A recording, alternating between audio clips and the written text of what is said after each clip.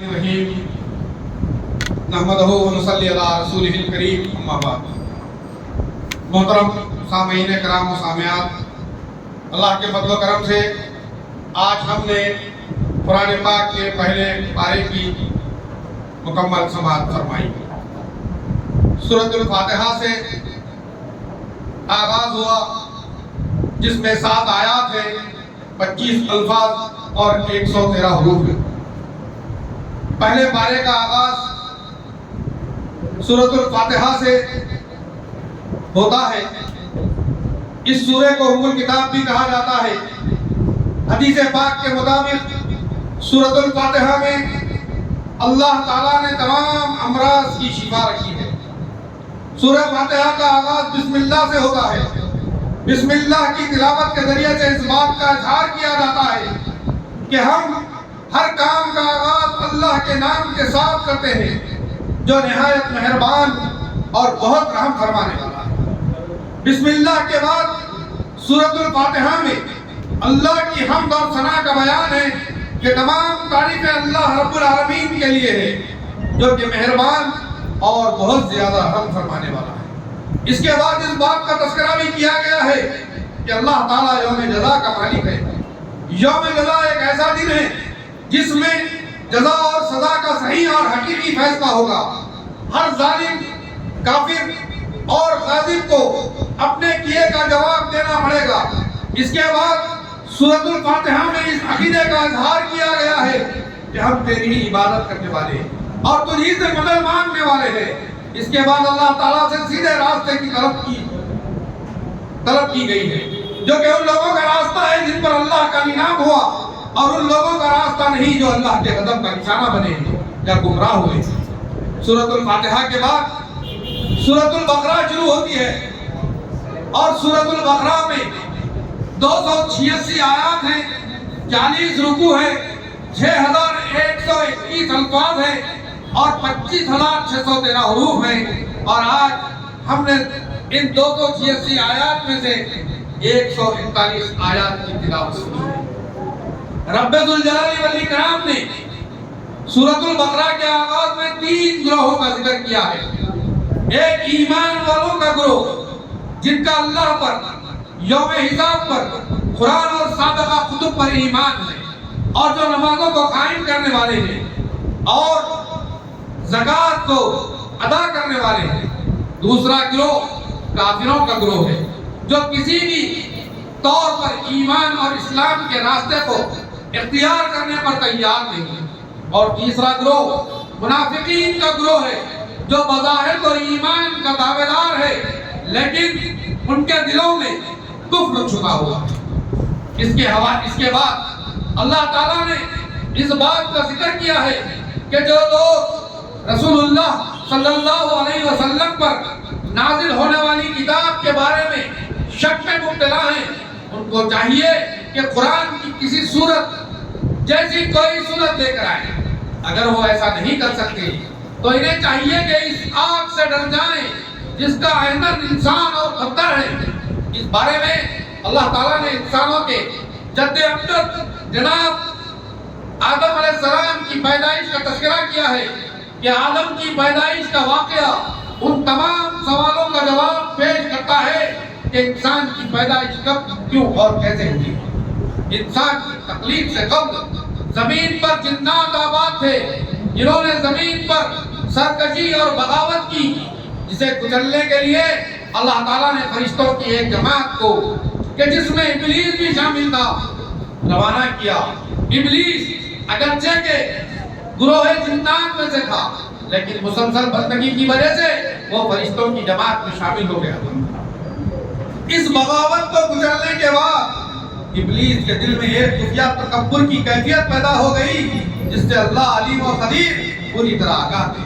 اللہ تعالیٰ نے اس موقع پر انسانوں کی تخلیق کا فیصلہ فرمایا اور فرشتوں سے مخاطب ہو کر کہا، میں زمین پر ایک خلیفہ پیدا کرنے والا ہوں۔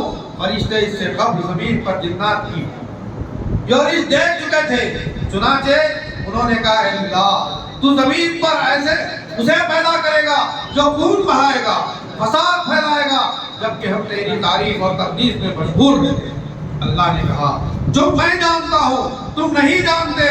اللہ نے آدمی کو مٹی سے بنانے کے بعد ان کو علم کی دولت سے بہراور کیا اور ان کو اشیاء کے ناموں سے آگاہ کر دیا۔ اس کے بعد فرشتوں اور آدم کو جمع کر کے بعض اشیاء کے ناموں کے بارے میں ان سے سوالات کیے۔ چونکہ فرشتے ان اشیاء سے بے خبر تھے، اس لیے انہوں نے اللہ کی پاکیزگی کا اعتراف اور اپنی عاجزی کا اظہار کیا۔ اللہ نے آدم علیہ السلام کو ان اشیاء کا نام بتلانے کا حکم دیا تو انہوں نے ان اشیاء کے نام فوراً بتلا دیے۔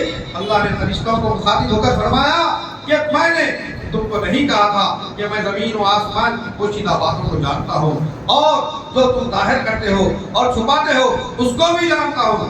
جب آدم کی فضیلت ظاہر ہو گئی تو اللہ تعالیٰ نے فرشتوں کو حکم دیا کہ وہ آدم کے سامنے جھک جائیں۔ فرشتوں میں سے چونکہ شرکس فرشتے نہیں ہوتے اس لیے تمام فرشتے آدم کے سامنے جھکے، تاہم ابلیس نے آدم کی فضیلت کو تسلیم کرنے سے انکار کر دیا۔ اس تکبر پر اللہ تعالیٰ نے ابلیس کو ذلیل و خوار کر کے اپنی رحمت سے دور فرما دیا اور آدم کو ان کی اہلیہ کے ساتھ جنت میں آباد فرمایا۔ ابلیس نے اس موقع پر اس عزم کا اظہار کیا کہ وہ رہتی دنیا تک آدم اور ان کی ذریت کو راہ ہدایت سے بھٹکانے کے لیے سرگرم رہے گا۔ جب اللہ تعالیٰ نے آدمی کو جنت میں آباد فرمایا تو ان کو ہر چیز کھانے پینے کی اجازت دی مگر ایک مخصوص درخت کے قریب جانے اور اس کا پھل کھانے سے روک دیا۔ ابلیس جو کہ آتش انتقام میں جل رہا تھا اس نے آدم اور حوا علیہ السلام کے دل میں وسوسہ ڈالا کہ آپ کو جو شجر ممنوع سے روکا جا رہا ہے اس لیے روکا جا رہا ہے کہ کہیں آپ کو ہمیشہ کی زندگی حاصل نہ ہو جائے۔ آدم اور ان کی اہلیہ حوا علیہ السلام وسوسے میں مبتلا ہو کر شجر ممنوع کے پھل کو کھا لیتے ہیں۔ اللہ تعالیٰ اس پر خفگی کا اظہار کرتا ہے اور اسے لباس جنت اور جنت کی نعمتوں کو چھین لیتے ہیں اور ان کو جنت سے زمین پر اتار دیتے ہیں۔ آدم اور حوا علیہ السلام جب معاملے پر غور کرتے ہیں تو انتہائی نادم ہوتے ہیں اور اللہ تعالیٰ کی بارگاہ میں آ کر دعا مانگتے ہیں، اے ہمارے پروردگار، ہم نے اپنی جانوں پر ظلم کیا ہے، اگر تو نے ہمیں معاف نہ کیا اور ہم پر رحم نہ کیا تو ہم یقیناً خسارہ پانے والوں میں سے ہو جائیں گے۔ آدم علیہ السلام اور حوا علیہ السلام جب اللہ کی بارگاہ میں فریاد کرتے اور اللہ ان کی خطاؤں کو معاف فرما دیتے ہیں اور ساتھ ہی اس کو امر کا بھی اعلان کرتے ہیں کہ زمین پر رہو، میں تمہارے پاس اپنی طرف سے ہدایت کو بھیجوں گا، بس جو کوئی میری ہدایت کی پیروی کرے گا اس کو غم ہوگا نہ خوف ہوگا۔ اس بارے میں اللہ تعالیٰ نے یہودیوں پر اپنے احسانات اور انعامات کا تذکرہ بھی کیا ہے اور ان کی نافرمانیوں اور ناشکریوں کا بھی حوالہ دیا ہے۔ اللہ تعالیٰ فرماتے ہیں کہ انہوں نے بنی اسرائیل پر من و سلوہ کو نازل فرمایا، ان کو رزق کی تنوع سے آزاد کیا۔ اس طرح اللہ تعالیٰ نے ان کے پر بادلوں کو سایہ فکر فرما دیا اور ان کو دھوپ سے محفوظ فرما دیا۔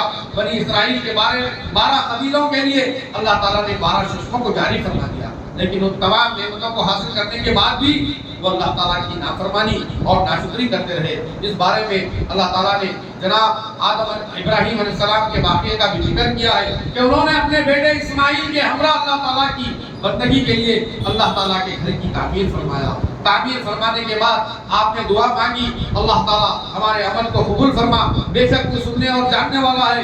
آپ نے اللہ تعالیٰ کی بارگاہ میں یہ دعا بھی مانگی، اے اللہ اہل حرم کی رہنمائی کے لیے ایک ایسا رسول بھی مبعوث فرما جو ان کو کتاب و حکمت کی تعلیم دے اور ان کو پاک کر دے۔ اللہ تعالیٰ نے جناب ابراہیم علیہ السلام کی دعا کو قبول فرما کر جناب رسول اللہ صلی اللہ علیہ وسلم کو مبعوث فرمایا۔ دعا ہے کہ اللہ ہمیں پہلے بارے کے مضمون کو سمجھنے اور اس پر عمل کرنے کی توفیق عطا فرمائے۔ وآخر دعوانا الحمد للہ رب العالمین۔